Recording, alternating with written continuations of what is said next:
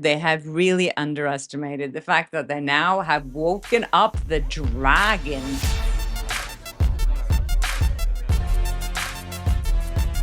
Hi and welcome to Flawsome Talk. I'm Kersti Flo, and here on my channel I talk about my good and bad experiences in Hollywood working as an entertainment reporter, and as you know, a lot about Blake Lively and Justin Baldoni's legal drama that is getting to a point now that I just can't kind of stop enjoying this. It's so insane what they've done to themselves lately with all these subpoenas to content creators. They have underestimated us so badly. I'll come back to that in a second. But first, I just wanted to share my gratitude with you guys because you are so freaking amazing. I mean, the support you're giving me, the generosity, the way a lot of you have been supporting to contribute to my legal fund as well. It's amazing. There's a link in this description as well if you want to contribute more to fight this with me. Lawyers are so expensive, you guys. But anyways, thank you so much to everyone who has contributed so far, and to everyone who's just like here to watch my videos, to like, to share, to comment, to get more engagement around this. Because what's been happening lately, it involves all of us. It involves free speech on the internet. It involves democratic rights. Anyway, so what I was just saying about them underestimating us. So now there's been 3 more filings from content creators that just hit the docket last night, and they're all amazing. And I think bottom line is now Justin Baldoni gets even more evidence towards Blake Lively, because what all of these subpoenas are showing is that all the backlash that Blake Lively experienced online has been organic. So by doing this, they did exactly the opposite of what they were trying to do. They were trying to silence people. Instead, everyone is standing up against this. Every creator is filing another bombshell in their docket, and every creator is talking more about it on their YouTube channels or on X or on TikTok. So these subpoenas haven't silenced anyone. They just exposed everything. And now what they're proving is that they've gone after completely innocent people. Is just proving that they have a pattern of intimidating people and using legal shady tactics to punish people that are not in line in the narrative that Blake Lively has been painting. And I just love to watch this happen in real time.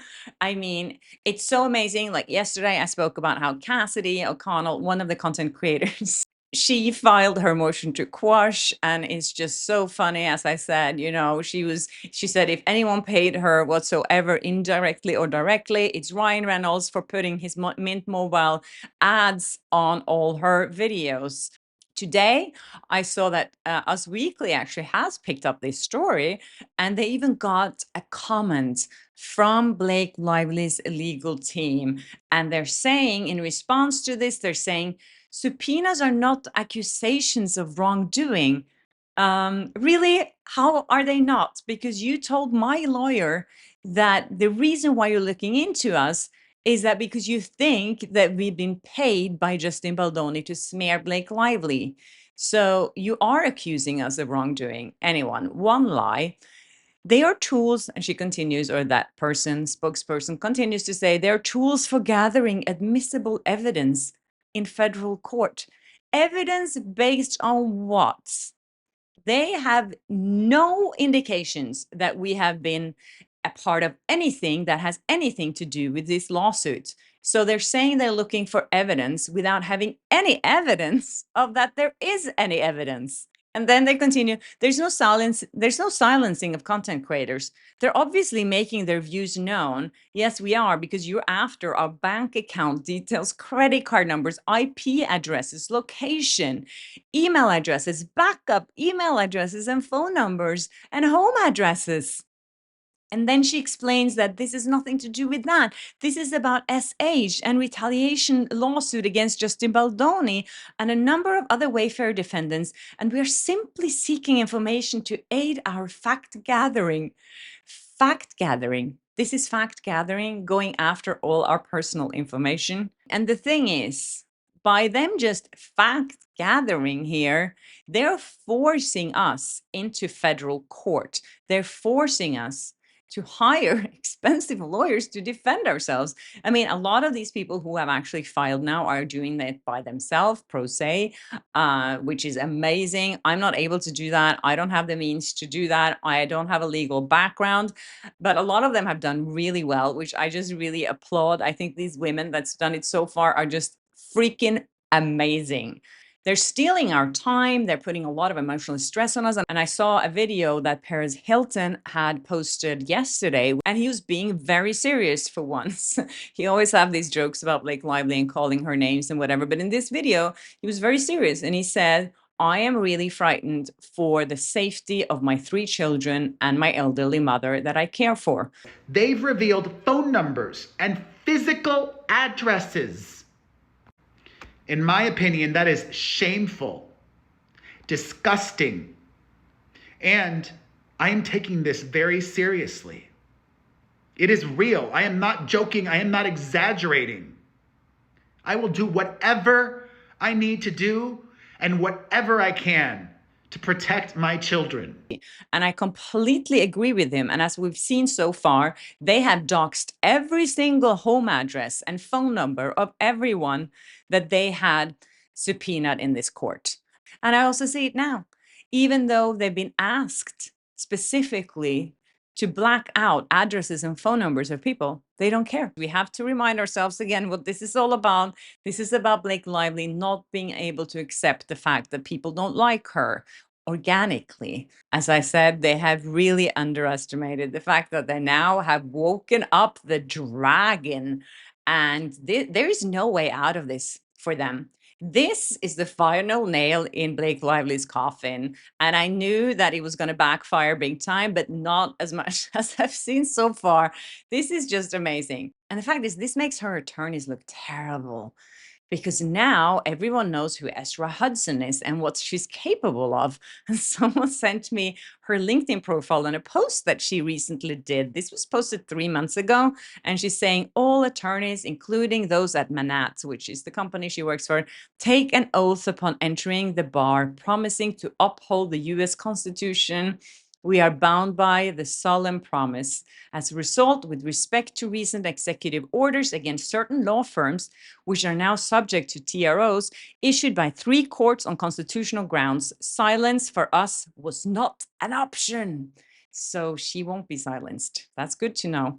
Please keep in mind that Ezra Hudson does not believe in freedom of speech for everyone else except Blake Lively, Ryan Reynolds, and her company. So someone sent me this and then they commented, is the company proud of how you use and apply the law? The person who sent me this said that the comment was up for a few hours and a lot of people liked it, but then it was deleted. So I wrote a comment myself because I thought I'm going to see for how long this comment will actually stay on her LinkedIn page. I appreciate this statement about protecting the Constitution and civil liberties. I'm currently fighting a subpoena issued by your firm that seems to contradict everything written here. I hope Manat reconsiders its stance on silencing dissent. So let's see how long that will stay on her LinkedIn page, if she's actually going to respond to that. As you know, she never responds to anyone calling her office. As I know so far, 3 attorneys have been consistently trying to reach their office without any luck. They just ignore everyone that calls them or contacts them with questions like, what do you want from us? They just refuse to answer. As I said, this is such a huge mistake. They might know the traditional media, but they do not know how social media works. And the fact here is, what happened to everyone else that they'd been subpoenaed, there was a lot on the line for a lot of these people because they were afraid to either, lose their job, get a bad reputation. They had signed NDAs. They were afraid to give that up. There was so much risk here for everyone else who's been dragged into it. But for us, there's no risk. And you know what? The most dangerous person in the room is the one with the least to lose. And that's us. because we are independent and we have no one to answer to, and we can say whatever we want. And they really underestimated that. We don't have any NDAs. And we can report on everything in real time, not like the mainstream media who takes like 3 days before they react to anything and start writing about it. So the way that they've been successful at silencing insiders, they're not going to be able to do that to us. And that's something they didn't consider. The opposite of everything that they were expecting to find here happened. They haven't silenced the story as they planned, they amplified it. People are screaming louder. People are being more furious about it. This isn't the media landscape that they know. This isn't 2005, Manats. This is 2025. And any YouTube video or TikTok video or X post that goes viral is so much more powerful than any front page in any outlet could have today. They really came for the wrong people. So, as I said, a few more content creators have hit the docket, and one of them is a British lawyer. Also, another lawyer, Leanne Newton, who fired back at them. This is so amazing because now here she's mentioning all the things that Blake Lively has been accused of. And on top of this, she is a DV survivor. And she's explaining what Blake Lively did wrong in the marketing of the movie and how that really hit her hard as a survivor. So bringing that up again. And also she's bringing up the Van Zandt sham subpoena and how that echoes what they're trying to do now. And she's pointing out how the legal office of Blake Lively hasn't returned any of our calls or any emails or anything. And she's also pointing out that they misspelled her username, but she's assuming it's about her because this is her username. And they did add a 1 at the end. As you know, they actually misspelled my name in all the subpoenas to Wayfarer parties as well. They couldn't spell my first name. So they're pretty sloppy over there. I would see at Manat when they have spelling mistakes. That's really bad. And also she's mentioning Andy's phone call, which they kind of called criminal in their latest filing, making it like, oh, an attack on them and Blake and their victims. All of them are victims now, even their lawyers. And as you've heard, if you listen to that phone call, Andy is very specific in the beginning, saying that you are on a recorded line and I want this on the record. So for the secretary to keep talking then, I mean, we've all received those calls like this is a customer service thing, you're on a recorded line. Do they ever say, please respond, are you okay with this being on a recorded line? No, you just accept it. And when you are told and you understand that, as it was so clear when Andy said it, it isn't illegal. She approved and continued to talk about it. But the thing is, because they were caught in lying, they had to attack because that's what they always do. She does admit that she has had contact with Wayfarer because she has sent them tips. And she mentioned the tips she sent them, which also it's so good because now they're getting all this evidence thrown back at them and everyone can read this. So she's mentioning that she did tip off Brian Friedman about that recorded conversation where this WME CEO, Ari Emanuel, was recorded when he said that he terminated Justin Baldoni's contract with WME, his management company, because of Blake Lively and Ryan Reynolds. And she says that's the only thing that she sent to Brian Friedman, and he never responded. Again, it just makes them look so bad. And she's fearing for the safety of her family, the animals that they're rescuing, and when people get to know all this information about her. And of course, they didn't black out her information either in the filing. Also, another small content creator, Ken's, filed her motion to quash. And Ashley, who I had here on my channel a few times, she said specifically that she feared for the safety of her family and the animals that she takes care of because she's running in a sanctuary for animals. These are good people that do good things in the world, and Blake Lively wants to dox them so they can experience real harassment. I mean, it's so obscene, you guys, what they've been doing. And of course, as you know, what happened to Steve Sarowitz when someone came to his home and tried to start a fire and threatened to do horrible things to his daughter. So these threats are real. And as I said before, I've also received threats via emails of someone who wanted to burn down my place.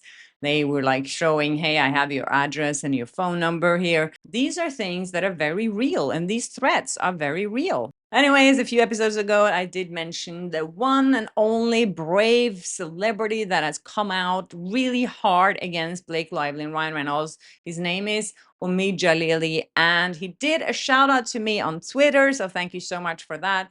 I really appreciate that. And I'm so excited when I see some people being a little brave out there that are part of the industry that have the guts to speak out. So thank you so much, Omid, for doing this for all of us. Also, interestingly enough, when I went on Twitter or X, I saw that my account was suspended. I was like, I went off X a while ago because I was like, it's so much toxic. I think it's such a toxic platform. So I decided to just like delete my real X account or Twitter. And a few months ago, I just created a new account just to be able to look at things happening there. And then it was suspended. And I have never actually tweeted anything from it. And I never left any comments on anyone's. And then it's like, after careful review, we determined your account broke the X rules. Your account is permanently in read-only mode, which means you can't post, repost, or like content. You won't be able to create new accounts. If you think we got this wrong, you can submit an appeal. Like, how can I do anything wrong if I haven't done anything? I'm just wondering, who did this? What happened here? Did someone like report my account or something? Yeah, who knows? Anyways, you guys, thank you so much for watching. And as I've said so many times, you are amazing. You're sending me all these beautiful messages and you're so supportive. And also your donations to my PayPal. I mean, I can't thank you enough. This is amazing and it really helps a lot. I'll keep you guys posted as this unfolds. It's so crazy. The discovery deadline is really creeping up on them and they have nothing, zero evidence. How can they go into court with zero evidence? I don't know how that's possible. But anyways, thank you again for watching, you guys, and I'll see you in my next one, and take care. Bye.